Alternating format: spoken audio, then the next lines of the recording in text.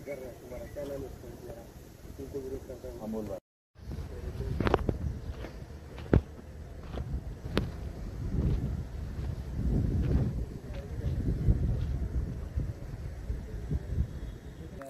तुमच्या बॅटरी गेली की नाही गेली सांगताच करा गेली नाही दिसत नाही आता ते ओपन करून बघा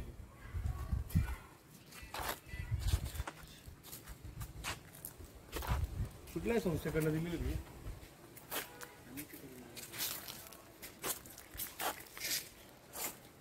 हे बाई हे मारा सर। हो ना ते मारताय ना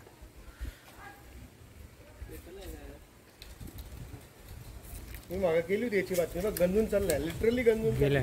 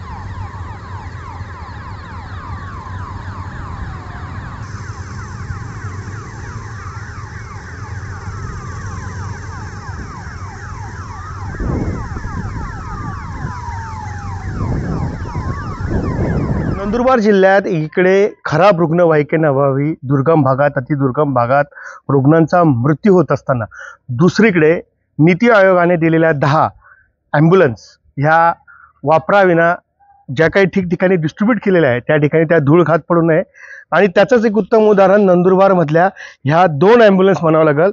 या 2 बाईक ॲम्ब्युलन्स नंदुरबार जिल्हा परिषदेच्या पासून हाकेच्या अंतरावर असलेल्या एका प्रशिक्षण केंद्रात ठेवण्यात आलेला आहे आणि नीती आयोगाच्या संकल्पनेनुसार ह्या चाइल्ड जी कंपनी आहे रिच ईच चाइल्ड या कंपनी ह्या 2 बाईक ॲम्ब्युलन्स नंदुरबार जिल्ह्यातल्या दुर्गम भागात सेवेसाठी प्रशासनाला या दान दिलेल्या होत्या।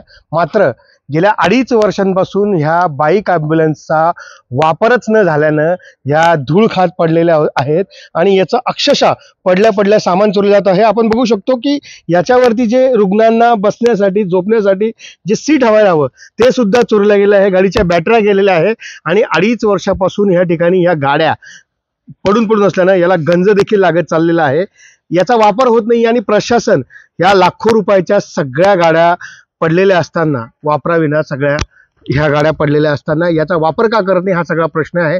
खरं तर नीती आयोगाने ज्या 10 ॲम्ब्युलन्स दिल्या होत्या आणि ज्या अतिदुर्गम भागात तैनात करण्यात आलेल्या होत्या त्या वर्षभरात ठेकेदाराकडून चालवल्या जाणार होत्या। त्याचा पगार आणि त्या कर्मचाऱ्यांचा पगार आणि चालवण्याचा खर्च देखील सुरुवातीला ठेकेदाराकडनं संबंधित ठेकेदाराकडनं केला जाणार होता। यासाठी 66 लाख रुपये देण्यात आलेले होते। मात्र वर्षभर उलटल्यानंतरून ह्या बाईक ॲम्ब्युलन्सचा वापरच होऊ शकलेला नाहीये।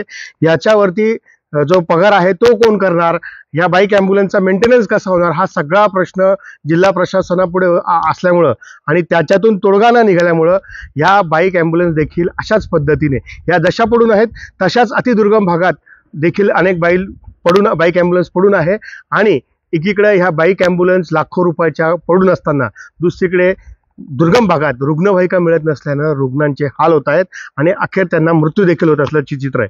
या शीतावरनं भाताची परीक्षा करतात असं म्हटलं तर त्यावरून ह्या जिल्हा प्रशासनाच्या मुख्यालयाच्या आवारात असलेल्या ह्या 2 बाईक ॲम्ब्युलन्सवरनं इतर ठिकाणी तैनात असलेल्या ॲम्ब्युलन्सची काय अवस्था असेल हे काही दुसरं सांगण्याची गरज नाही. निलेश पवार, न्यूज 18 लोकमत, नंदुरबार.